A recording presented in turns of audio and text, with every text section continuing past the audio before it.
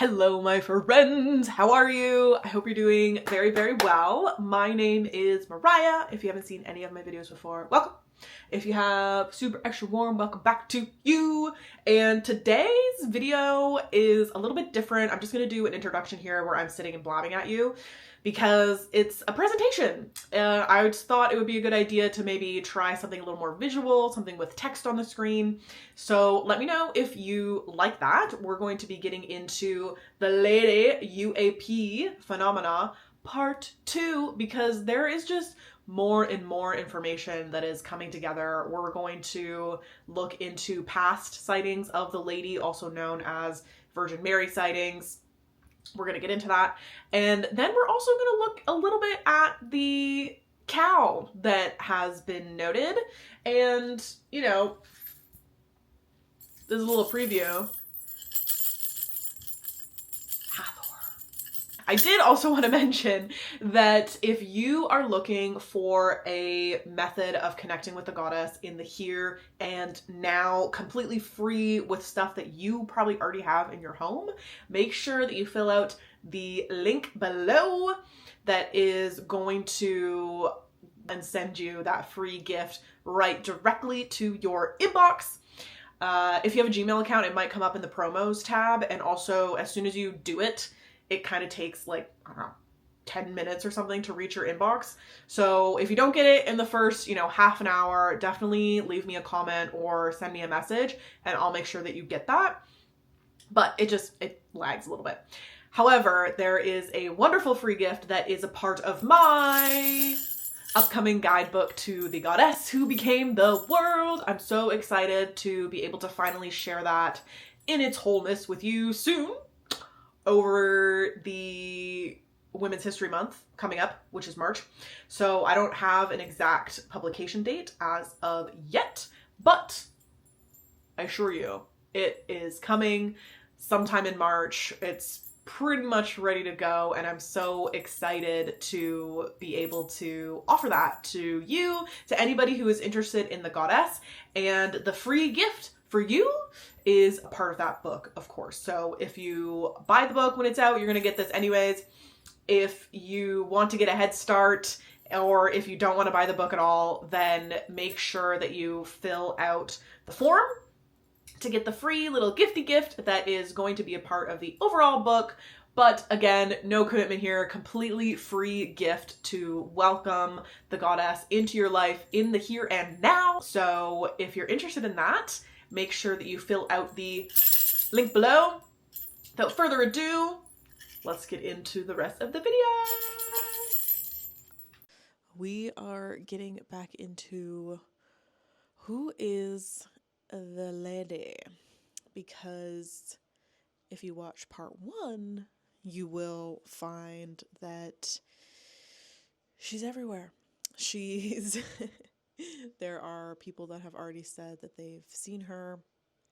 More people are coming out, and it reminded me of the Marian Apparitions of history, which I have a little screenshot of it, but the Wikipedia page of it is so long. Like, you have to scroll forever. I was thinking of picking some, but I was like, you should just check it out because there's so many of them. So anyways, let's review. In part 1, we reviewed some of her sightings, as I said. And then I did also want to bring up the Easter egg video again, because that was a few videos back, but same idea, where I was looking into the eggs, the UAP eggs. And I said that it is the goddess. It's a sign from the goddess. Whether she's just talking to us or whether it's an elaborate scam from somebody, who knows. However, I do prefer to think that it's a little wink, wink, nudge, nudge from the goddess, because if I'm gonna, walk the walk, talk the talk, then I have to understand the fact that we are in Gaia Sophia's dreaming mind, and she can make some weird stuff happen, and she does, and she will. And, for some people, I would believe she shows up very viscerally, and, even as I'm just sitting here looking at this artistic rendition of her, like, more things are coming out. Like you can see the different constellations. You can definitely see Orion. Probably that's Pleiades over there. I mean, there's a little UFO, but there's a tree and an owl and a bull that we're going to get into. But the bull kind of has some figures on it. I don't know. It's very interesting. Very interesting artist rendition. I'd be interested to know who did that. If anybody knows, let me know. But yeah, in that video, I also said that maybe something would happen around Easter.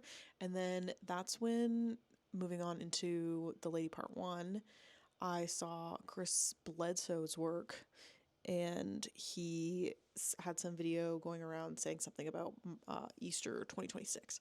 So I thought that was interesting. I saw that after I had made the egg video.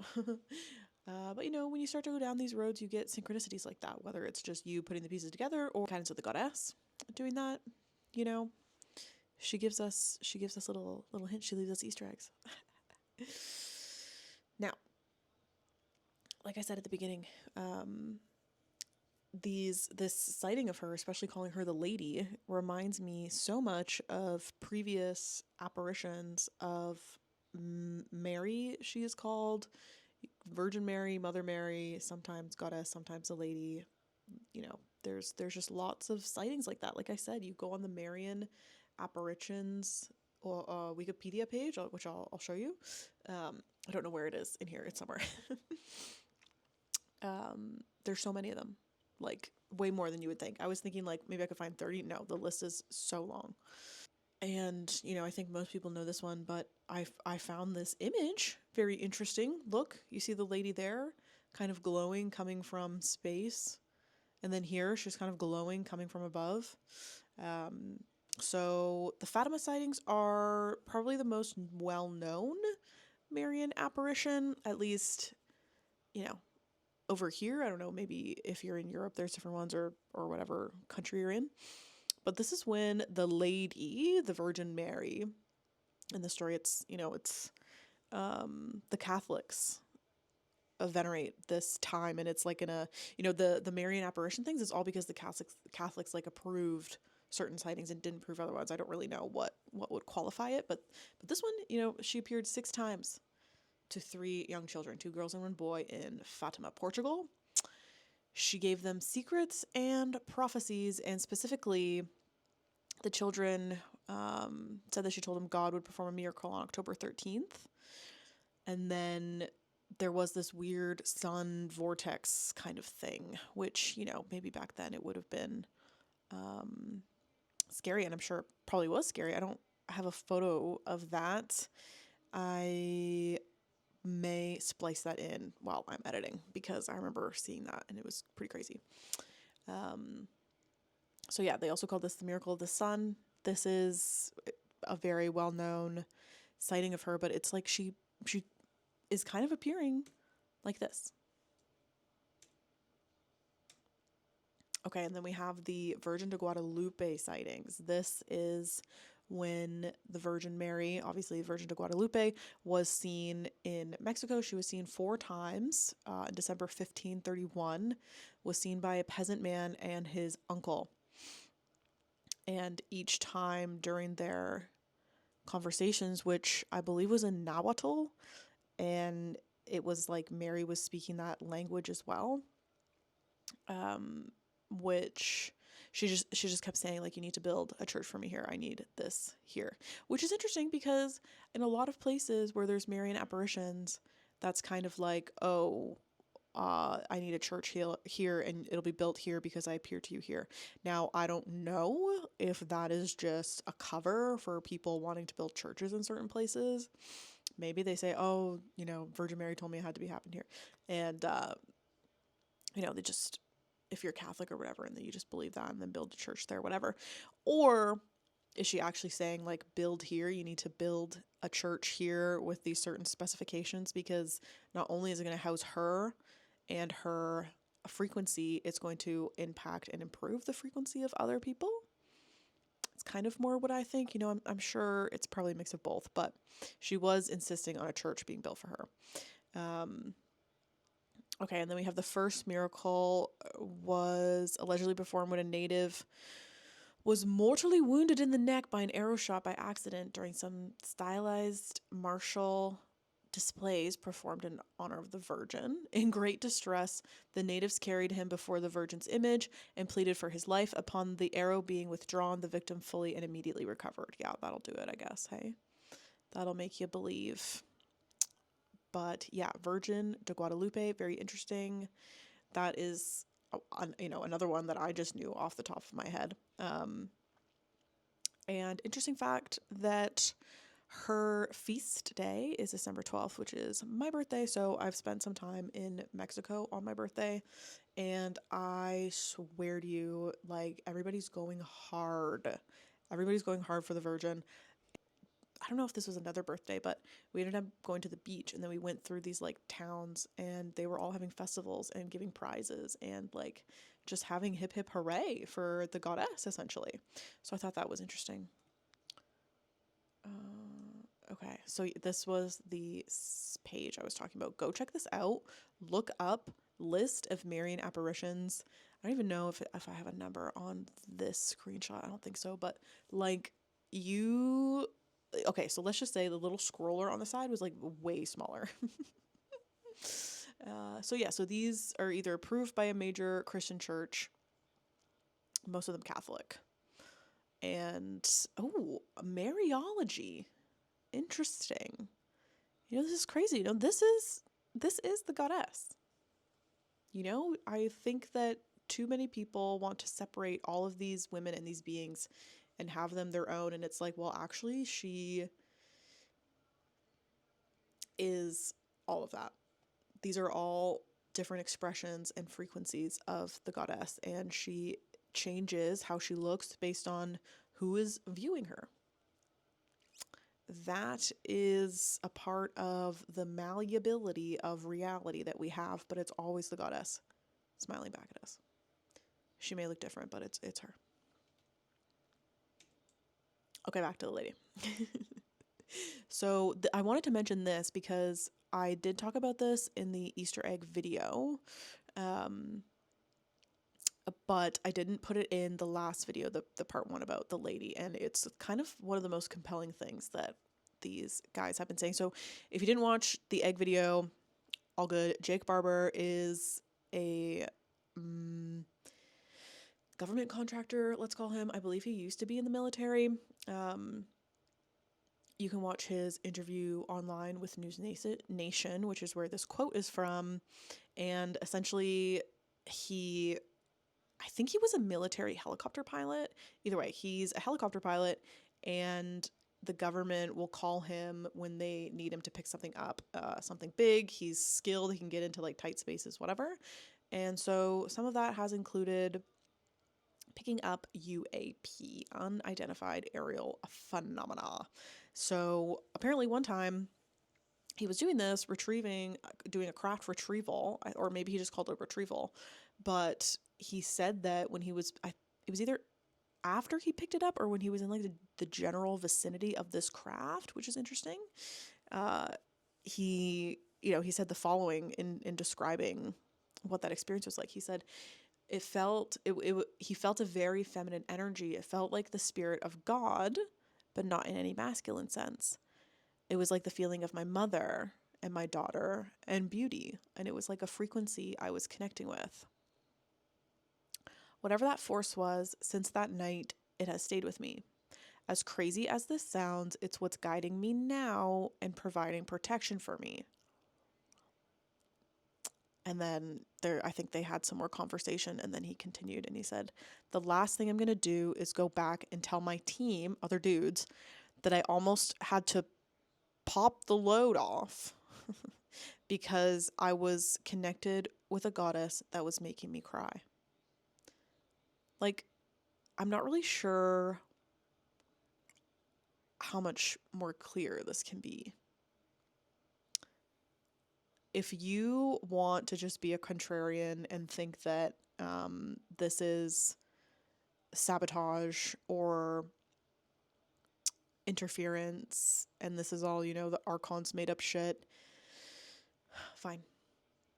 think that you have that right to have that opinion, and that's fine.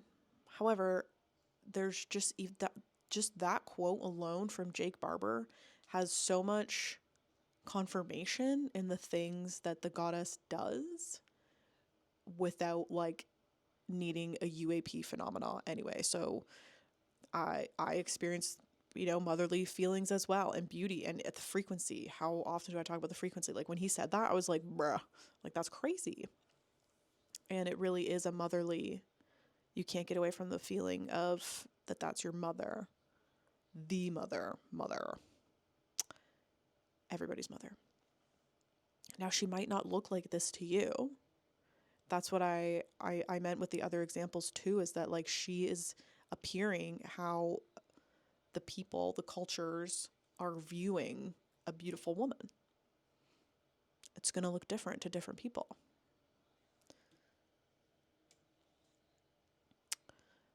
Okay, so about Chris Bledsoe, this was the guy that I mentioned in the part 1.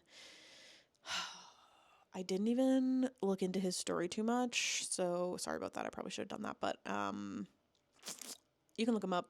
He's somebody. I don't know if he's going around doing these interviews, and he has for a few years. And some of the headlines are that other government officials like want to ask him about the lady and what the experience was with the lady. So Google his name, you'll figure out who he is, but it's the same idea as like Jake Barber, like these guys that really just had no idea going into it, were probably contracted by the government at some point, and they have these experiences that are called UAP by them to rationalize it. But in instances like this, I think this is the intervention of the goddess. Because yeah, you can also have experiences with aircrafts and like freaky shit like that, but those are the archons. So why would you think that if you can see those that you wouldn't be able to see her too?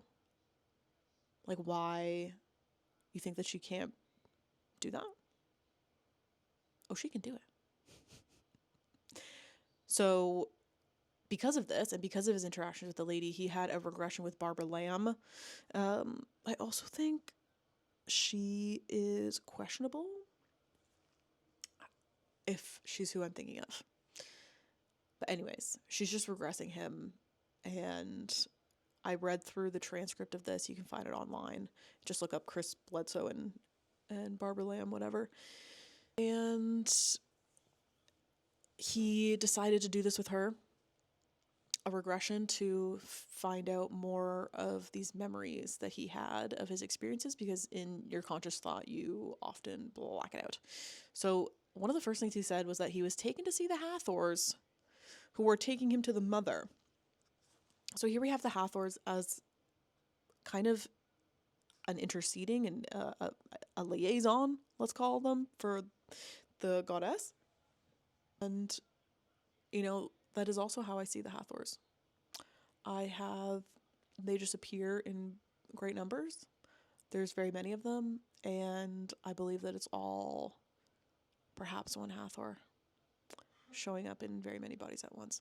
I'm not sure, but I love her. And then during the regression, he was describing the lady, the mother.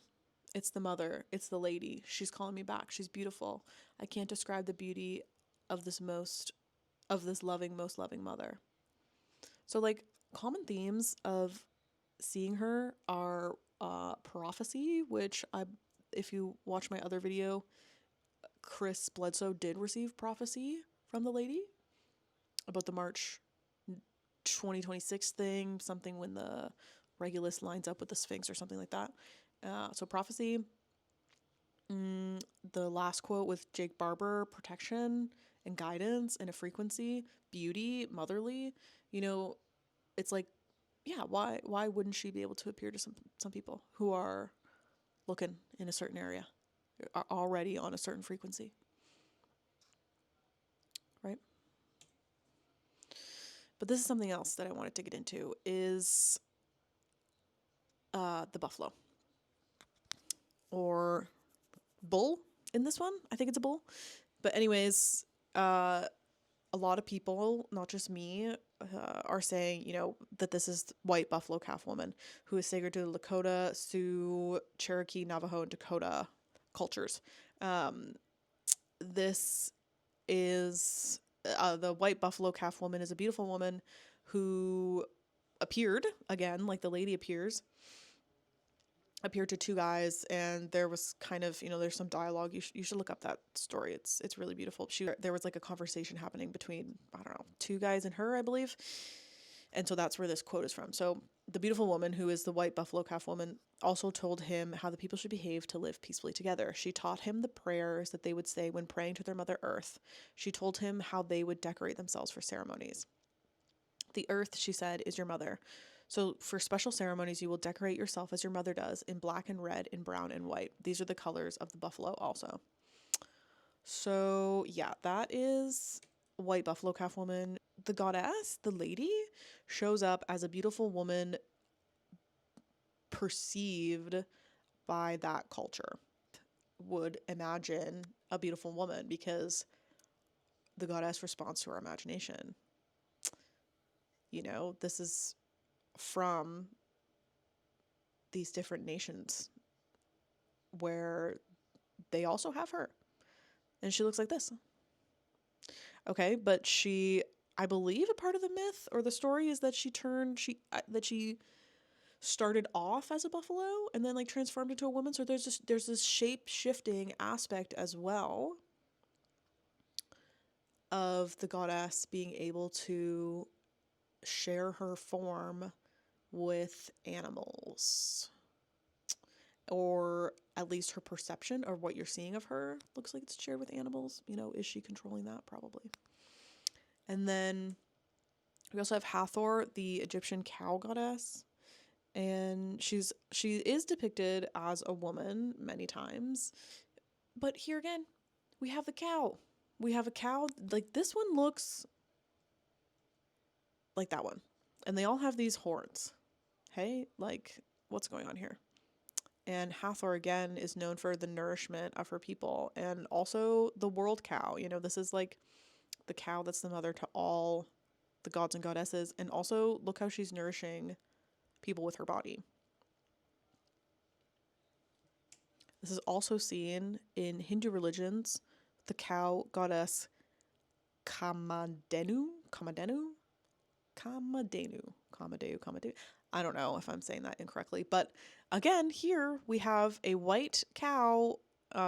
One got cut off, so I don't think it has, but you can like see little horns on the lady cow, and you can also see the cow is carrying all the bodies of the different deities, and there is that divine aspect of it. And again, white cow. This also has other goddess symbols. The peacock tail, for peacock feathers are very holy. You have I forget what it's called, but that black thing underneath her, it's like the Shiva Lingam, maybe?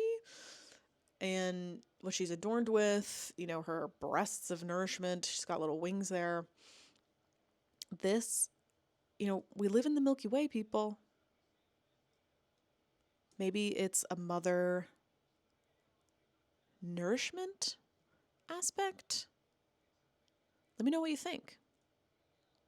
But I think this sacred cow, sacred beast, and the goddess shape-shifting, Hathor is known to shape-shift as well, between the cow and Hathor and Sekhmet, who I don't have, but that's like her warrior version. This is half woman, half cow. Like, she can just show up as within anything, I believe. Okay, and somebody asked me this question on the last video. Who are the Greys? I mentioned it very briefly, but the Greys are the Archons. David Icke is right. He is. I might have my qualms with David Icke. I don't think that he tells the story of Sophia, if at all. Like, I don't think he tells it accurately, if at all. He focuses on the doom and the gloom, and while we do need to know that, it doesn't exactly move you forward.